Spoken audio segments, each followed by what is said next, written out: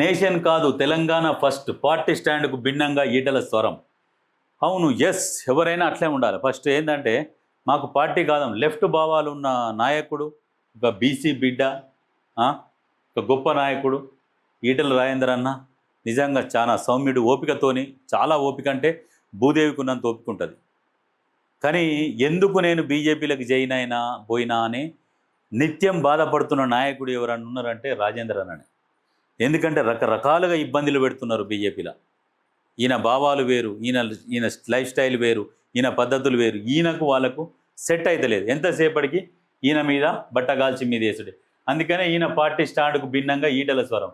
నాకు పార్టీ కాదు ముఖ్యం, తెలంగాణ ఫస్ట్. ఎస్, తెలంగాణ ప్రజలు గెలిపించుకుంటేనే కదా ఇవాళ ఎంపీ అయింది కావచ్చు, ఎమ్మెల్యే అయిన కావచ్చు, మంత్రి అయినా, ఏదైనా ఇన్ని పదవులు పొందిండు అంటే తెలంగాణ ప్రజలు.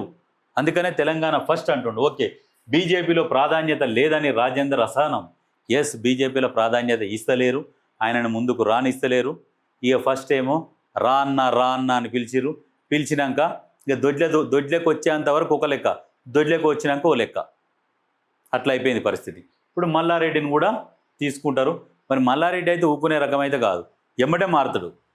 కానీ రాజేంద్ర అన్నకి ఏందో కొంచెము నైతిక విలువలు ఉన్నాయి. ఇట్లా వచ్చి అట్లా పోయి ఇట్లా వచ్చి ఇన్ని పార్టీలు మారిరా, జనాలు ఏమని అనుకుంటారేమో అని జనాల కోసం బిడియపడుతుంటాడు. అరే వీళ్ళు ఏమనుకుంటారు, వాళ్ళు ఏమనుకుంటారు, నేను ఇప్పుడే మారితే మళ్ళీ ఏమనుకుంటారు అని. అదే మల్లారెడ్డి ఉన్నాడు అనుకో ఈయన ప్లేస్లో, ఏది చెప్ప ఎవరేమనుకునే లేదు, నాకు కావాల్సింది నా ప్రజల అభివృద్ధి, నా నియోజకవర్గం అభివృద్ధి ముఖ్యమైన ఒక డైలాగ్ వేస్తాడు.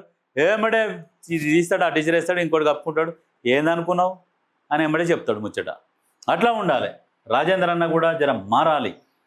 రాజేంద్ర అన్న మారితే రాజేంద్ర అన్న అభిమానులు కూడా కొంచెం సంతోషపడతారు. ఆ పార్టీకి తెలంగాణలో లైఫ్ లేదు, అది రాజేంద్ర అన్నకు కూడా తెలుసు. ఎంత కష్టపడ్డా తెలంగాణలో బీజేపీ అనేది రాదు అన్న విషయం రాజేంద్ర అన్నకు తెలుసు. ఇక మరి ఆయన రాజకీయ నిర్ణయం ఎట్లా ఉంటుందో చూడాలి. ఒకవేళ హరీష్ రావు బీజేపీలోకి వస్తే మాత్రం ఈయన పక్కాన్లో ఉండడు. ఎందుకంటే వీళ్ళే పొగబెట్టి వెళ్ళగొట్టిన వాళ్ళని తీసుకురనుకో పక్కా బయటికి వచ్చేస్తాడు.